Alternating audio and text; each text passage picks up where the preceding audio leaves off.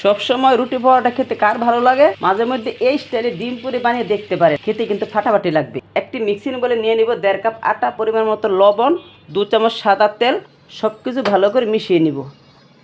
অল্প অল্প জল দিয়ে একটা ডো তৈরি করে নিব। ডোটা এরকম হয়েছে।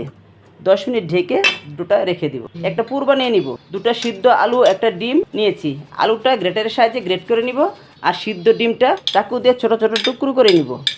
দিয়ে দেবো পেঁয়াজ কুচি, কাঁচামরিচ কুচি, 1/2 চামচ লবণ, ভাজা মশলা, জিরে, ধনে, শুকনো মরিচ ভেজে গুঁড়ো করে নিয়েছি। দিয়ে দেবো ধনেপাতা কুচি। সব কিছু ভালোভাবে মেখে নিব। এদিকে একটা বাটিতে একটা ডিম ভেঙে নিব।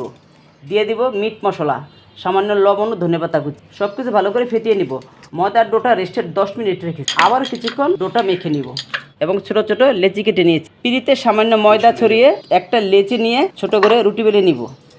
তার উপরে আলু ডিমের পুরটা 2 চামচ দিয়ে রুটিটা মুড়ে নিয়ে মুখটা বন্ধ করে দিব। হাত দিয়ে চেপে চ্যাপটা করে দিব। ফ্রাই প্যানে 4 টেবিল চামচ তেল দিয়ে দিব। তেল গরম হলে ডিমের গলায় চুবিয়ে তেলে দিয়ে দিব।